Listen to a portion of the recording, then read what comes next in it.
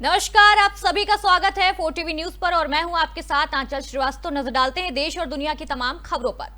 सावन के पवित्र महीने में लाखों कांवड़ियों को शुद्ध और सुरक्षित भोजन मिल सके, इसके लिए मुख्यमंत्री पुष्कर सिंह धामी के आदेश पर प्रशासन ने सख्त मोर्चा संभाल लिया है।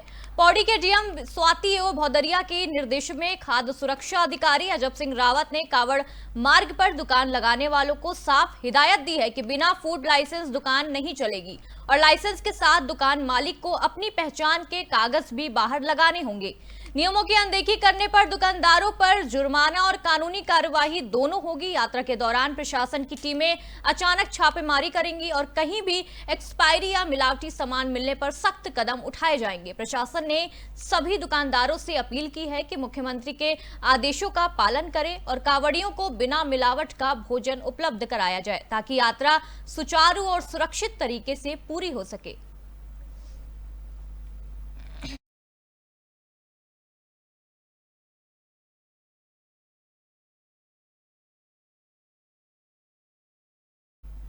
उत्तराखंड में मानसून की दस्तक के साथ ही पर्वतीय इलाकों में लगातार भारी बारिश और भूस्खलन जैसी आपदा की स्थिति से त्रिस्तरीय पंचायत चुनाव को लेकर प्रशासन की चुनौती बढ़ा दी गई है। राज्य में 24 और 28 जुलाई को मतदान और 31 जुलाई को मतगणना होनी थी, लेकिन मौसम विभाग ने जुलाई में सामान्य से अधिक बारिश का अलर्ट जारी किया है। ऐसे में मतदान शांतिपूर्ण ढंग से कराना एक बड़ा सवाल बना हुआ है। इसी को देखते हुए राज्य निर्वाचन आयोग ने सभी जिलाधिकारियों और आपदा प्रबंधन विभाग को कंटीजेंसी प्लान तैयार करने के निर्देश दिए हैं। आपदा प्रबंधन सचिव विनोद कुमार सुमन ने कहा है कि आयोग की ओर से जिले को निर्देश दिए जा चुके हैं कि उसी के आधार पर व्यवस्थाएं मुकम्मल की जा रही हैं। आपदा प्रबंधन विभाग हर परिस्थिति से निपटने के लिए तैयार है और जो भी कमियां हैं उनका विश्लेषण कर तुरंत सुधार किया जा रहा है। सभी जिला आपदा अधिकारियों को यह निर्देश दिए गए हैं कि बारिश या मार्ग बाधित होने पर पोलिंग पार्टियां, मतदाताओं और पर्यटकों को किसी भी तरह की परेशानी ना हो और चुनाव प्रक्रिया बिना रुकावट पूरी हो सके। देखिए, माननीय राज्य निर्वाचन आयोग द्वारा जिलाधिकारियों को इस बारे में समुचित निर्देश दिया गया है और जनपदों से इस बारे में कार्रवाई की जा रही है। जहां तक आपदा प्रबंधन की बात है, आपदा प्रबंधन विभाग हर एक प्रकार से, हर एक परिस्थिति से निपटने के लिए पूरी तरह से तैयार है और जो गैप्स है उसका एनालिसिस भी कर रहे हैं हम लोग और हम लोग अपना काम भी कर रहे हैं। जनपदों को भी हमारा निर्देश यही रहेगा कि जो भी माननीय निर्वाचन आयोग के आदेश होते हैं उसके अकॉर्डिंग कार्रवाई कराएं और वर्षा के कारण या मानसून इस बार जो त्रिस्तरीय पंचायत निर्वाचन है वो मानसून में वर्षा काल में हो रहा है, तो इसका हमने विशेष ध्यान रखा है शुरू से ही और जो संभावित परिस्थितियां हैं उसको देखते हुए सभी जिलाधिकारियों को बोला गया है कि वो एक कंटीजेंसी प्लान आपदा के दृष्टिगत निर्वाचन के लिए। देखिए, माननीय राज्य निर्वाचन आयोग रायवाला थाना पुलिस ने शराब तस्करों के खिलाफ बड़ी कार्रवाई करते हुए चेकिंग के दौरान एक कार से 16 पेटी अवैध शराब बरामद की है। पुलिस ने खाट गांव के पास वाहनों की चेकिंग के दौरान एक संदिग्ध कार को रोकने की कोशिश की, लेकिन पुलिस को देखते ही ड्राइवर कार को मोड़कर भाग गया। पुलिस ने पीछा कर कार को पकड़ लिया, लेकिन ड्राइवर अंधेरे का फायदा उठाकर जंगल में फरार हो गया। कार की तलाशी में चंडीगढ़ ब्रांड की शराब बरामद हुई है। थाना प्रभारी बीएल भारती ने बताया है कि तस्करी में इस्तेमाल कार को सीज कर लिया गया है और शराब भी कब्जे में ले ली गई है। कार के नंबर के आधार पर फरमान नाम के शख्स को आरोपी बनाया गया है और उसके खिलाफ मुकदमा दर्ज कर आगे की कार्रवाई शुरू कर दी गई है। पुलिस फरार आरोपी की तलाश में जुटी हुई है।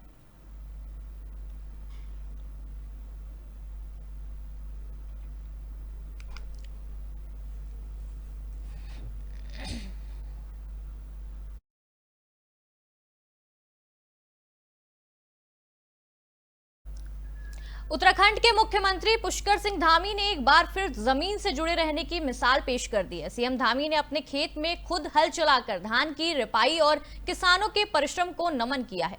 उन्होंने कहा है कि किसानों की मेहनत से ही देश का अन्न भंडार भरा रहता है और सरकार किसानों के हित में लगातार काम कर रही है। सीएम धामी ने युवाओं से भी अपील की है कि खेती को अपनाएं और नई तकनीक से खेती को मजबूत बनाएं। उनके इस कदम से किसानों में नई ऊर्जा और भरोसा देखने को मिला है।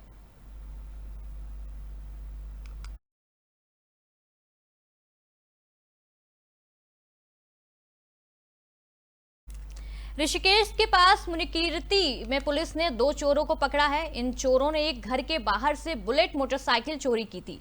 पुलिस ने दोनों को पकड़कर चोरी की बाइक भी बरामद कर ली है। पकड़े गए चोर मेरठ के रहने वाले हैं और इनके नाम प्रेम तोमर और प्रभजोत है। पुलिस ने दोनों को कोर्ट में पेश किया है और अब ये जेल में है।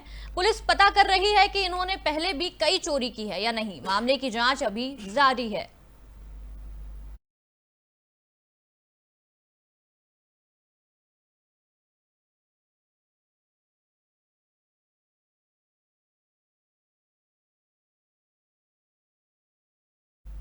ऋषिकेश में बिना नक्शा पास कराए या नक्शे से ज्यादा निर्माण कराने वालों पर प्रशासन ने सख्ती दिखाना शुरू कर दी है। एसडीएम योगेश मेहरा की निगरानी में न्यू आवास विकास कॉलोनी में 2 लोगों के अवैध निर्माण को तोड़ने की कार्रवाई की गई। मनमोहन तिवारी और घनश्याम मतल ने नक्शा पास कराने के बाद भी तय सीमा से ज्यादा निर्माण कर लिया था। कई बार नोटिस देने के बाद भी जब उन्होंने अवैध हिस्सा नहीं तोड़ा तो मसूरी देहरादून विकास प्राधिकरण की जेसीबी बुलानी पड़ी। जेसीबी देखते ही डर के मारे दोनों ने अपने मजदूरों से ही अवैध निर्माण तुड़वाना शुरू कर दिया। मौके पर पुलिस और प्रशासन की टीम तैनात रही। एसडीएम योगेश मेहरा ने कहा कि अब ऋषिकेश में अवैध निर्माण करने वालों पर कड़ी कार्रवाई होगी और जरूरत पड़ी तो जेसीबी भी चलाई जाएगी।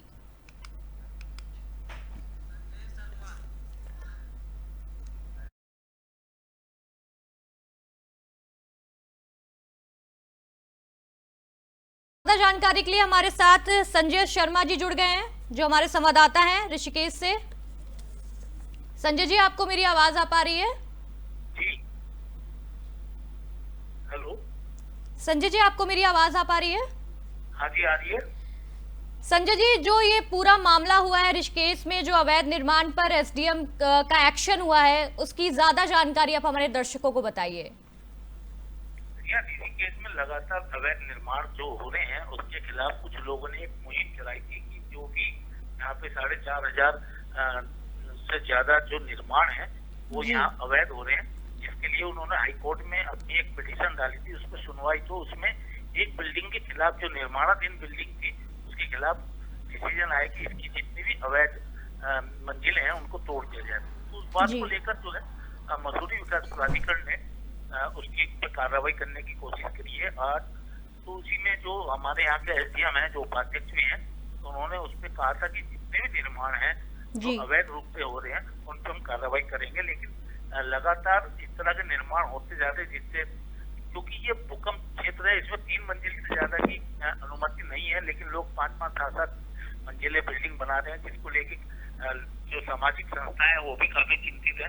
और जो एक कॉलोनी के बीच में अगर कोई इतनी बड़ी बिल्डिंग बनाकर कल को बाई चांस भूकंप आए तो उससे क्या है कि अगर वो बिल्डिंग गिरती तो और आसपास के लोगों को भी लेके मरेगी। तो ऐसे में जो बिल्डिंग गिरती है तो उसमें जो नुकसान होगा वो आसपास के लोगों का भी। इस बात को लेकर इन्होंने पिटीशन डाली हाईकोर्ट में, और हाईकोर्ट के जो निर्णय था उसमें ये अवैध निर्माण को रोकने के। लेकिन विकास प्राधिकरण की सबसे बड़ी बात यह है कि विकास प्राधिकरण जो है सिर्फ जिसके लिए कोर्ट ने बोला है वो सिर्फ उसी पर कार्रवाई कर रहे हैं, अन्य जो है उनके लिए उन्होंने कोई कार्रवाई करने की बात नहीं कही है, क्योंकि वो नहीं चाह रहे हैं कि जो और बिल्डिंगें बन गई हैं या जो बन रही हैं उन पे वो छेड़छाड़ करें। जबकि जिन्होंने ये पिटीशन डाली है वो कह रहे हैं कि अगर आप कार्रवाई कर रहे हो तो सब पे करो, इन पे भी करो और औरों पे भी करो जो अभी और निर्माण हो रहे हैं। तो इस बात को लेकर काफी नोकझोंक भी हुई है, लेकिन एसडीएम साहब ने इस बात के लिए कहा है कि हम सबकी जांच करेंगे और जांच करने के बाद इसमें जो भी निर्णय होगा वो जो सुलभ कार्रवाई होगी वो की जाएगी। जी अजय जी, प्रशासन की तरफ से क्या रणनीति बनाई गई है, इसके बारे में अगर आप हमें जानकारी दे पाए। प्रशासन तो लगातार एक ही बात कहता है कि हम लोग लगातार निगरानी में है, जो बिल्डिंगें बन रही है, जबकि ऐसा कुछ भी नहीं है। और जिसकी शिकायतें जाती हैं तो फिर विकास प्राधिकरण के लोग उसे दफा भी कर देते हैं, कुछ पे सीलिंग की कार्रवाई कर देते हैं। लेकिन जो सीलिंग की कार्रवाई है वो उसी दिन के लिए होती है, उसमें वो एक उस पर जुर्माना लगा के उसको दोबारा चालू कर, जबकि एक नियम बना है जो जियो है कि जियो के अनुसार भी अगर वो हो रहा है तो उस पर भी वो लोग कार्रवाई नहीं कर पा रहे। और सबसे बड़ी बात है कि जो आर्किटेक्ट है उस पर भी कार्रवाई होनी चाहिए कि जो नक्शा उसने बना के दिया है उस नक्शे से ज्यादा अगर वो बनाते हैं तो आर्किटेक्ट को भी उसमें कार्रवाई के दायरे में आना चाहिए, लेकिन इस बात को लेकर कोई भी कुछ बोलने को तैयार नहीं है। जी, क्या ऐसा देखा जा रहा है कि ये जो कार्रवाई हुई है उससे जो और भी लोग हैं जिन्होंने अवैध कब्जा कर रखा है उनको एक नसीहत मिली है? नहीं, कब्जा तो नहीं है, लेकिन जो बिल्डर्स होते हैं वो लोग क्या कर रहे हैं कि जमीन ले रहे हैं छोटी सी, 200, 250, 300 बीघा, 300 गज, उसमें वो 5-5 मंजिला बिल्डिंग बना दे रहे हैं जी। अब 5-5 मंजिला बिल्डिंग एक रिहायशी इलाकों में जहाँ छोटे छोटे मकान है और जी। 5-5 मंजिल बिल्डिंग बनेगी, अगर कल को वहाँ कुछ होता है तो अगर आग भी लगती है तो वहाँ पर गाड़ी जाने की व्यवस्था तक नहीं है कि भाई फायर ब्रिगेड को वहाँ तक ले जाया जाए। जी। तो ऐसे में जो है सरकार को ये सोचना चाहिए कि जिस तरह की ये बिल्डिंगें बन रही है इन पे मानक होते हैं, उन मानकों के आधार पर अगर वो बन रहे हैं तो ठीक, अगर मानकों के आधार पर नहीं बन रहे हैं तो जी। उनको ध्वस्त कर देना चाहिए। जी अजय जी, बहुत बहुत शुक्रिया आपका हमारे साथ जुड़ने के लिए।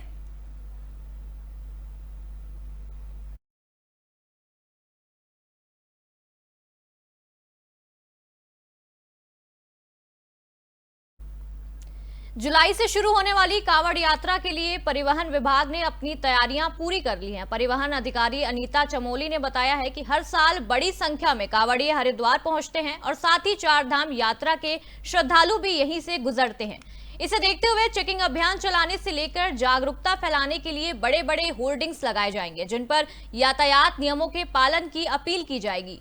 ओवर रेटिंग की शिकायतों को रोकने के लिए सभी टैक्सी चालकों के साथ बैठक कर उन्हें अपनी गाड़ियों पर रेड लिस्ट लगाने के सख्त निर्देश दिए जाएंगे। अगर कोई चालक नियम तोड़ता है तो उस पर कड़ी कार्रवाई भी की जाएगी। परिवहन विभाग का मकसद है कि कांवड़ यात्रा सुरक्षित और व्यवस्थित ढंग से पूरी कराई जा सके। आगामी कांवड़ यात्रा जो कि 11 जुलाई से शुरू होने वाली है और उसके लिए हमने अपनी तरफ से पूरी तैयारियां कर ली हैं।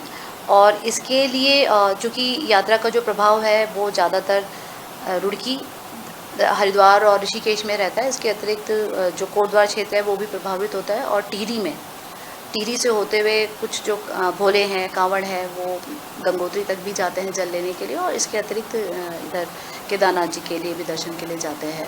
तो सभी स्तर पर जो हमारे ARTO प्रवर्तन है, ARTO प्रशासन है, उनको हमने ड्यूटीज़ आवंटित कर दी हैं और चेकिंग तो जितना भी हो पाएगा उतना हम करने का प्रयास करेंगे। इसके अतिरिक्त जो प्रचार प्रसार के लिए है कि जो भी भोले के भक्त यहाँ पर आ रहे हैं कांवड़ यात्रा के लिए, वो भी ट्रैफिक नियमों का पालन करें। इस तरह के हम बोर्ड्स एंड पैम्फलेट्स बनवाने जा रहे हैं जिससे कि थोड़ी सी जागरूकता हम इनमें भी एक तरह से आगामी कांवड़ यात्रा जो कि 11 मानसून सीजन के बाद बढ़ती जल भराव की जो समस्या है उसे लेकर मेयर सौरभ थपलियाल ने प्रिंस चौक क्षेत्र का स्थलीय निरीक्षण किया है। मेयर ने मौके पर हिजाम नालियों को तत्काल खोलने के निर्देश अधिकारियों को दिए हैं। साथ ही रेलवे कॉलोनी के पास नाले के निस्तारण के लिए नया प्लान भी बनाया है, निर्देश भी दिए हैं। मेयर थपलियाल ने कहा है कि नगर निगम अपनी क्षमता के अनुसार समाधान करेगा और जरूरत पड़ी तो शासन से भी सहयोग लिया जाएगा ताकि शहरवासियों को जलभराव की समस्या से राहत मिल सके। देखिए, प्रिंस होटल जो चौक है इस पे पानी का भराव हमेशा हर साल होता है और जो वहाँ पे सारे यात्री हैं उनको असुविधा का सामना करना पड़ता है, नागरिकों को असुविधा का सामना करना पड़ता है। तो इसके मद्देनज़र हमने पहले भी वहाँ पे देखा था उस जगह पे और कैसे फिर हमने कहा इसे अगर हम निगम स्तर पर ही इसका कोई निस्तारण कर सकते हैं तो इसके लिए हम लोग गए थे, सिंचाई विभाग के अधिकारियों को साथ लेके गए थे। तो वहाँ पे हमने देखा कि एक तो इसको पूरा तरह अगर ये साफ़ हो जाए, इसका सिल्ट वगैरह सब निकाल दी जाए तो उससे भी काफ़ी सुविधा इसमें प्राप्त होगी। इसके अलावा यहाँ से पीछे तक हमने देख के आए तो जो नाला है पीछे, अगर वहाँ तक हम इसको और ह्यूम पाइप जो हैं इनके माध्यम से अगर इसका जो जल है उसको अब निकासी का एक अच्छा सा एक वो निकाल सकते हैं तो वो भी बेहतर रहेगा। देहरादून में इस साल अप्रैल में ही डेंगू के कुछ मामले सामने आ चुके हैं, लेकिन बरसात के मौसम में फिलहाल स्थिति नियंत्रण में है। देहरादून नगर निगम के प्रभारी नगर स्वास्थ्य अधिकारी अविनाश खन्ना ने बताया है कि नगर निगम की टीम अलग अलग इलाकों में जाकर लोगों को डेंगू से बचाव के लिए जागरूक कर रही है। बरसात के दिनों में घरों के गमलों में, स्कूलों और मॉल्स की छतों में जमा पानी में डेंगू के लार्वा पनपने लगते हैं। इसी को देखते हुए नगर निगम की टीमें लार्वा नष्ट करने के काम में जुटी हुई हैं। फिलहाल डेंगू पर पूरी तरह काबू है और जन जागरूकता अभियान लगातार जारी रहेगा। देखिए, गत वर्ष का अगर हम डाटा देखें तो सितंबर माह में पहला केस आया था डेंगू का, और इस वर्ष अगर देखें तो अप्रैल में ही डेंगू का पहला मरीज रिकॉर्ड हुआ था। यद्यपि वो बाहर का था, परंतु हमारे यहाँ ही रिकॉर्ड हुआ। उसी क्रम में जो है अप्रैल माह से ही हमारी कार्य योजना अनुसार हम लोग जो है लार्विसाइडल का भी छिड़काव करवा रहे हैं, और हमारे यहाँ वृहद फॉगिंग अभियान भी तब से चालू है।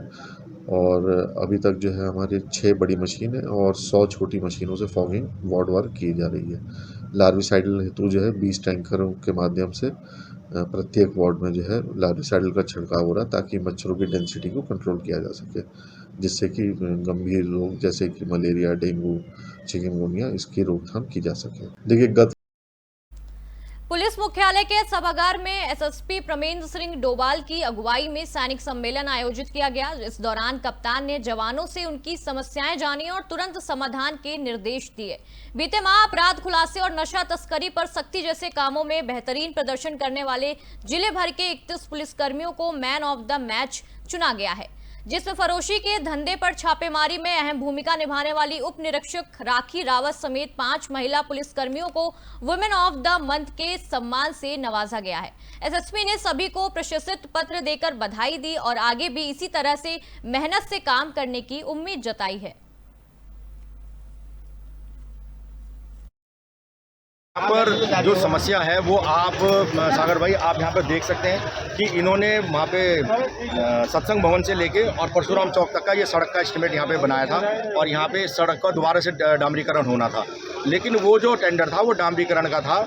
और वो उस आज तक भी जब हम जेई से, एई से, मेयर से, जो एमएनए से, एसएनए से जब इस बात की मांग कर रहे हैं कि आप हमें वर्क ऑर्डर की कॉपी और आप हमें टेंडर की कॉपी दें, जिससे कि हमें कम से कम इस क्षेत्र के लोगों को ये पता तो लगे कि यहाँ पे आप लोग करने क्या जा रहे हो।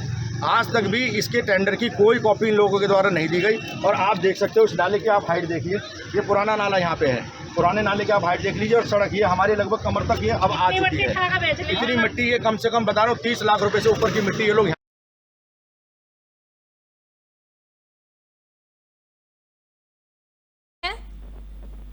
संजय जी, आपको मेरी आवाज आ पा रही है? संजय जी, इस पूरे मामले पर क्या अपडेट है? मैम,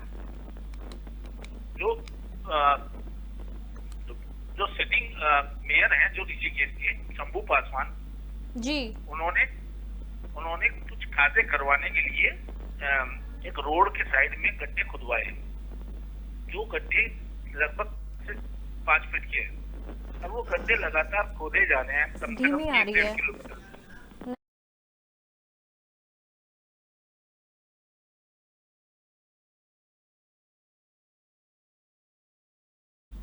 नेटवर्क इशू की वजह से मुझे लग रहा है आपकी क्लियर आवाज नहीं आ रही है।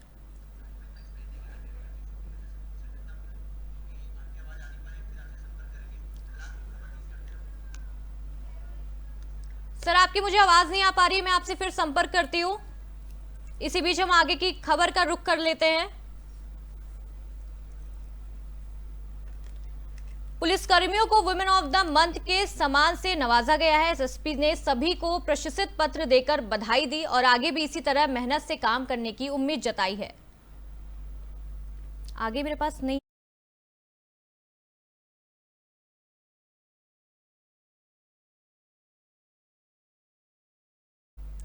अभी के लिए इस खास बुलेटिन में बस इतना ही। देखते रहिए 4 टीवी न्यूज। नमस्कार।